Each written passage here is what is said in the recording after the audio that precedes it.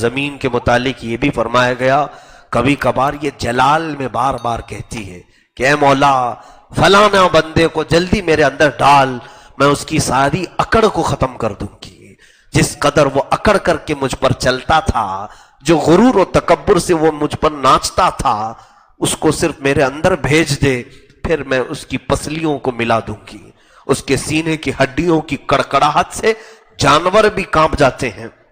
زمین انتظار کر رہی ہے، عذاب کے فرشتے الگ انتظار میں ہیں، رحمت کے فرشتے الگ انتظار میں ہیں، جنت کے دروازے انتظار میں ہیں، دوزخ کی کھڑکیاں انتظار میں ہیں۔ ایک بندے کے لیے سب انتظار میں ہیں، ہماری موت کے انتظار میں ہے کہ یہ کب مرے گا اور اس کے لیے کیا حکم آنے والا ہے۔ جیسے ہی موت ہوتی ہے سب کے سب مولا کے حضور اب التجا کرتے ہیں، اے رب آج اس کا انتقال ہوا، آج اس کی روح نکال لی گئی، ملک الموت نے اپنی ڈیوٹی پوری کر لی، آگے کا حکم تو فرما، کون سی زمین کو اس کا لقمہ بنایا جائے گا، زمین کا لقمہ اسے بنایا جائے، کون سی زمین کے حوالے اسے کیا جائے، وہ بھی حکم ہوگا۔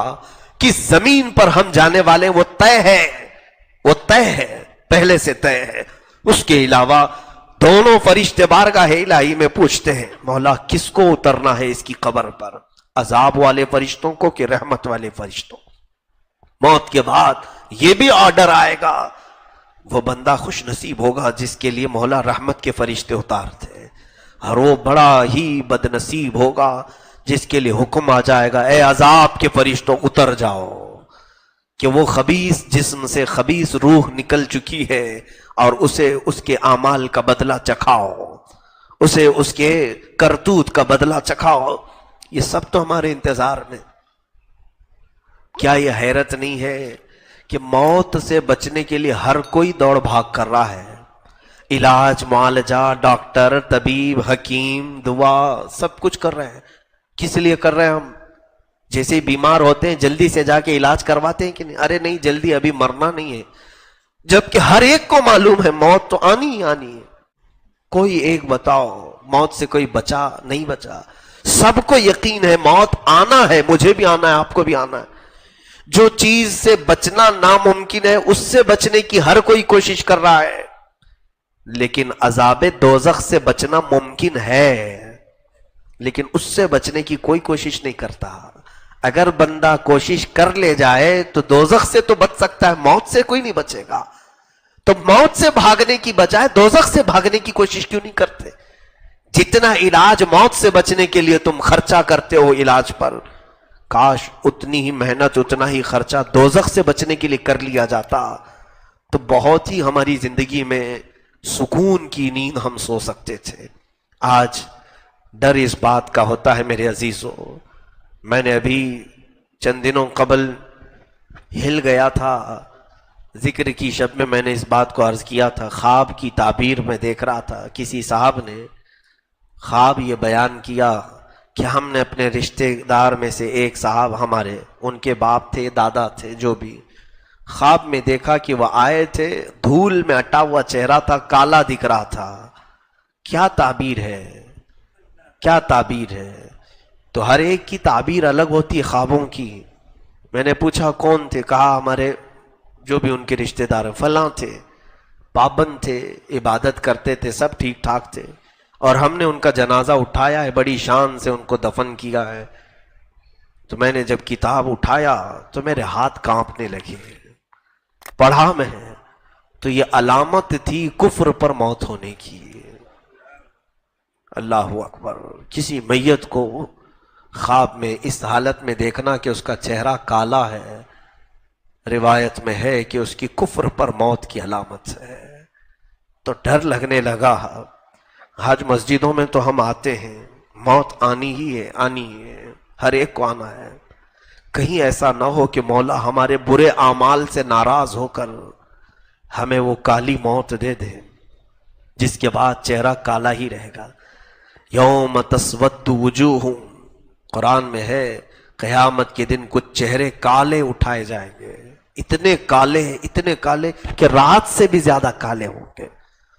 ان کے کالے پن کو دیکھ کر دہشت طاری ہوگی۔ یہ کون لوگ ہوں گے؟ جن کی موت کفر پر ہو گئی، ایمان پر موت نہیں ہوئی۔ عزیزان گرامی، اتنی خوش فہمی میں ہم آج جیتے ہیں، نمازوں کو چھوڑ کر بستروں پر ایسے لیٹے ہوتے ہیں۔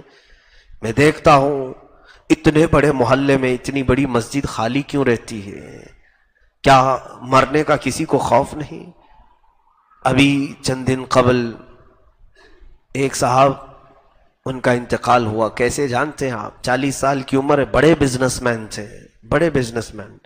ان کے بچے ہمارے پاس آتے ہیں، کہا کہ ابا رات کو سوئے، صبح اٹھے ہی نہیں۔ اٹھنے کا معمول تھا صبح 8-9 بجے، لیکن اس دن وہ 11 بجے تک سوتے رہے۔ 11 بجے تو جب اماں نے اٹھانا چاہا تو جسم پورا ٹھنڈا تھا۔ دیکھ کر وہ گھبرائیں، ڈاکٹر کو بلایا گیا تو کہا رات میں ان کا انتقال ہو چکا ہے، بستر سے دوبارہ اٹھ ہی نہیں سکے۔ وہ جنازہ بھی میں نے دیکھا، رات کو نارمل کھانا کھا کر کے سویا ہوا آدمی صبح اٹھ ہی نہیں سکا۔ اے میرے عزیزو، کتنے مزے سے ہم فجر کی نمازیں قضا کرتے ہیں۔ کیا تمہیں خبر ہے کہ آج کی فجر کی نماز قضا کرنے کے بعد اگر تمہاری موت آئی تو بے نمازیوں میں ہی حشر ہوگا، اٹھایا جائے گا یہی کہہ کر کے قیامت کے دن، مولا یہ بنا نماز کے تیری بارگاہ میں آیا ہے۔ ہم تو ڈرتے ہیں اس بات سے کہ عشاء ہماری قضا نہ ہو جائے، چھوٹ نہ جائے، کہ کہیں اگر یہ رات ہماری زندگی کی آخری ہو تو ہم کو جب اٹھایا جائے گا، موت لی جائے گی تو بے نمازی اٹھایا جائے گا۔ اور بے نمازیوں کے متعلق میرے آقا صلی اللہ علیہ وسلم فرماتے ہیں قیامت کے دن جہنم کا ایک دروازہ ہے، اس دروازے پر فرعون، حامان، شداد، قارون، ابو جہل، ابو لہب، ان کے نام لکھے ہوں گے، انہی ناموں کے ساتھ بے نمازی کا بھی نام لکھا ہوگا، انہی ناموں کے ساتھ اس کا بھی نام ہوگا۔ کیسے ہم اس طرح کی غفلت میں ہیں میرے عزیزو؟ موت ایک ایسی چیز ہے جو ہر بندے کو ہلا دیتی ہے، ہر بندے کی عبرت کے لیے کافی ہے۔ جب رسول کریم صلی اللہ علیہ وسلم موت کا تذکرہ کرتے تو صحابہ روتے اتنا کہ ان کی داڑیاں بھیگ جاتی تھیں، آنسوؤں سے داڑیاں تر ہو جاتی تھیں اپنے آخری وقت کو یاد کرتے ہوئے۔ ہم کیوں نہیں یاد کرتے؟ ہم کیوں اس منظر کو اپنے آنکھوں میں نہیں لاتے؟ کیا ہوگا جب ہمیں اٹھا کر کے ہلکے ہلکے لوگ لے کر چلے جائیں گے؟ 1000 میری خواہش نہ ہو تو بھی لوگ زبردستی لے جائیں گے۔ میں اس تنگ و تاریک قبر میں نہیں سونا چاہوں گا، پھر بھی مجھے دبا کر کے آئیں گے۔ میں کبھی نیچے سوتا نہیں، گدے پر سوتا ہوں، پھر بھی لوگ مجھے نیچے سلا کر آئیں گے۔ نہ لوگ مجھے تکیہ دیں گے، نہ گدا، نہ چادر، نہ بستر، کچھ نہیں دیتے۔ حتیٰ کہ وہاں مجھے نہ پانی دیا جائے گا نہ کوئی چیز۔ ہر چیز کا احساس تو مردے کو ہوگا، لیکن دنیا دیتی کچھ نہیں۔ پیسوں میں سے ایک سکہ بھی کسی کو نہیں دیا جاتا۔ کیا دیتے ہیں کسی کو؟ اس کی پسندیدہ چیزیں قبر میں رکھ دیتے ہیں کہ یہ چیز بہت پسند سے کھاتا تھا، مٹھائی رکھ دو اس کی قبر میں۔ کوئی کچھ نہیں دیتا۔ اگر سونے کے وقت ہاتھ ادھر ادھر نہیں پھیلتے، کنجسٹڈ جگہ ہو تو نیند نہیں آتی۔ وہاں تو قبر اتنی چھوٹی کھودتے ہیں، اس پر بھی سل لگا کر کے ٹائٹ کر دیتے ہیں تاکہ کروٹ بھی نہ لے، اور پھر باندھ کر کے سلایا گیا ہے، کھلا بھی نہیں رکھا جاتا۔ کفن کو ایسے کہ پیٹ پر بھی باندھا گیا ہے، پیروں پہ بھی باندھا گیا ہے، سر پہ بھی باندھا گیا ہے، پورا لفافے میں رکھ کر کے ہمیں لٹایا گیا۔ کس طرح سے ایک کنجسٹڈ جگہ پر اور کتنا تنگ لباس میں، ایک باریک لباس میں ہمیں ڈالا گیا ہے۔ اس منظر کو یاد کرتے یقیناً میں اپنی کیفیت بتا رہا ہوں، بارگاہ الہی میں کبھی کبھار ڈر کر کے میں رات میں اٹھتا بھی ہوں، عرض کرتا ہوں کہ مولا بہت میتوں کو دیکھا قبروں میں جاتے ہوئے، قبروں کو بند کرتے ہوئے، آخری مرتبہ ان کے چہرے دیکھے، اور ان کے چہروں کو دیکھ کر ایک ہیبت بھی طاری ہوتی ہے۔ کتنے بے بس ہیں یہ، کبھی جب طاقت تھی تو مکہ بھی آزماتے تھے، جب زبان چلتی تھی تو ہر ایک کو چھلنی بھی کرتے تھے۔ کتنے خاموش ہیں یہ لوگ، آج ان پر لوگ مٹی ڈال رہے، کسی کو بولتے تک نہیں۔ اتنے بے بس ہیں یہ کہ ان کو کچھ بھی ہلایا جلایا جائے یہ کسی کو ڈانٹتے بھی نہیں، کسی کو اف تک نہیں کہتے، اور لوگ بڑے مزے سے ان پر تختیاں بند کر کے، وہ دوست بھی غائب ہوتے ہیں جو ان کے لیے رات رات بیٹھتے تھے۔ 5 منٹ کوئی قبر کے پاس بیٹھتا نہیں۔ ہماری قبر کی پہلی رات کیسی ہوگی، دوسری رات کیسی ہوگی، تیسری رات کیسی ہوگی؟ وہاں صرف اور صرف ملائکہ سے ہمارا آمنا سامنا ہے، کسی سے نہیں۔ ہماری کیے ہوئے کی تمام چیزیں انہیں بتانا ہے، ان کی مار کھانا ہے، یا ان کے کوڑے یا ان کے بھالے یا ان کے گرز جو لوہے کے وہ سینے پر مارتے ہیں تو 2 میل اندر جاتا ہے، 2 میل اندر جاتا ہے، وہاں سے وہ کھینچتے ہیں، نکالتے۔ یہ تمام کیفیات کو ہمیں جھیلنا ہے۔ اس لیے دعا یہی کیا کرو کہ مولا موت سے چھٹکارا تو ہے نہیں، لیکن اچھی موت عطا فرما دے، اس کے بعد تو سکون ملے۔ اس دنیا میں کون سا سکون ملا؟